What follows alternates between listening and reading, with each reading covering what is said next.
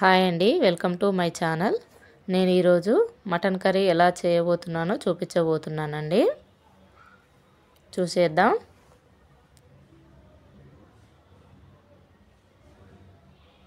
Oil పోసుకోవాలండి. ఒక కడాయి పెట్టుకొని తగినంత కర్రీ మనం ఎంత హాఫ్ కేజీ 1 కేజీ దాన్ని బట్టి ఆయిల్ తీసుకోవాలి. మనం ఆయిల్ వేడెక్కాక 2 లేదా 3 పచ్చిమిర్చి వేసుకోవాలి. వేసుకున్న తర్వాత సన్నగా తరిగి పెట్టుకున్న ఆనియన్ ముక్కలు 1 కప్పు వేసుకోవాలి. అందులో కొంచెం సాల్ట్ వేసుకుంటే గోల్డెన్ కలర్ వస్తుందండి. గోల్డెన్ కలర్ వచ్చే వరకు మనం వేయించుకోవాలి. అందులో మసాలా దినుసులు వేసుకోవాలి.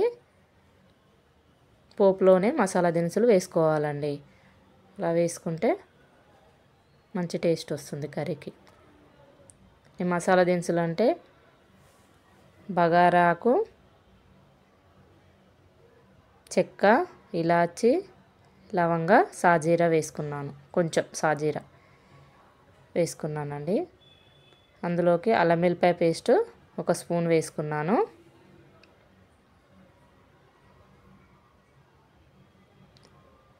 పచ్చివాసన పోయేంత వరకు అల్లం వెల్లిపాయ పేస్ట్ని వేయించుకోవాలండి. ఇలా అయిన తర్వాత పసుపు వేసుకోవాలండి. తగినంత పసుపు వేసుకొని అంతా కలిసేలాగా కలుపుకోవాలి. కలుపుకున్న తర్వాత కొంచెం కొత్తిమీర, పుదీనా వేసుకోవాలి. వేసుకొని అంతా కలుపుకొని నీట్గా కడిగి పెట్టుకున్న మటన్ని వేసుకోవాలండి.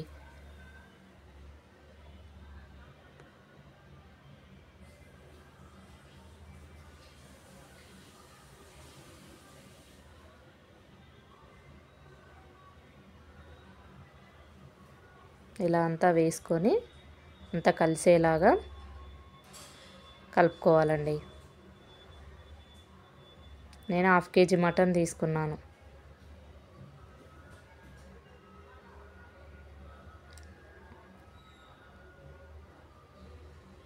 ఇలా అంతా కలుపుకొని కొంచెం సాల్ట్ కూడా వేసుకొని పోపులోనే మటన్ వేయగానే కొంచెం సాల్ట్ కూడా వేసుకుంటే అది కర్రీకి కొంచెం సాల్ట్ పడుతుందండి. పట్టి కర్రీ చాలా టేస్టీగా ఉంటుంది. ఇలా ఉడికిన తర్వాత తగినంత కారం వేసుకోవాలి. మీరు ఎంత కారం తింటారో దాన్ని బట్టి కారం వేసుకోవాలి. వేసుకొని మొత్తం కలిసేలాగా కలుపుకోవాలి. ఏది వేసినా మొత్తం కలిసేలాగా కలుపుకుంటే కర్రీ బాగుంటుందండి.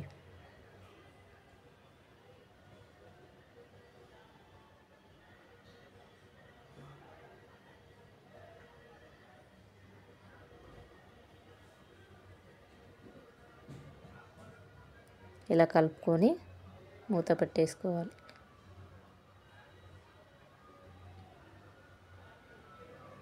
కొద్దిసేపు ఉడికిన తర్వాత మనం గ్రేవీ ఎంత కావాలో దానికోసం కొంచెం 1 స్పూన్ మసాలా, తగినంత మసాలా, కొంచెం తగినంత ధనియాల పొడి వేసుకొని కొద్దిసేపు మగ్గనివ్వాలి.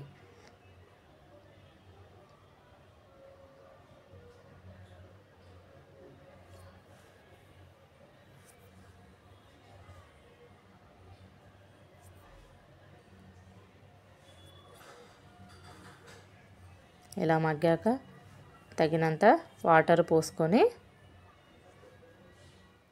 ఉడికించుకోవాలి. ఉడికిన తర్వాత ఇలా కొంచెం కొత్తిమీర, పుదీనా ఫైనల్గా వేసుకోవాలి.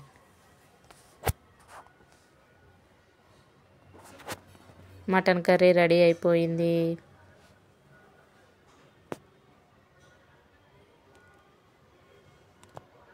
నేను బగారా రైస్,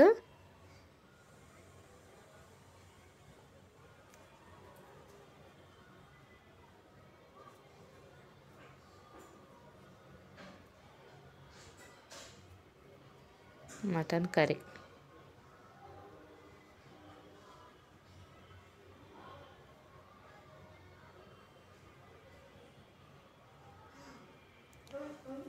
మీరు కూడా ఎలా ఉందో చేసుకొని చెప్పండి ఫ్రెండ్స్. చాలా చాలా బాగుంటుంది.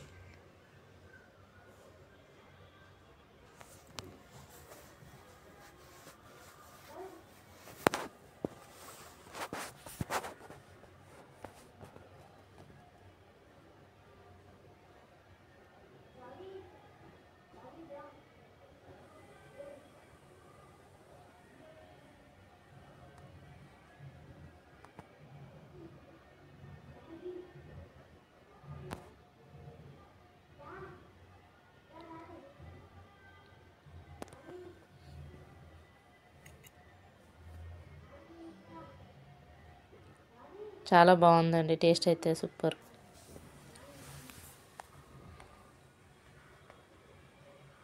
మీరు కూడా ట్రై చేసి టేస్ట్ ఎలా ఉందో చెప్పండి ఫ్రెండ్స్.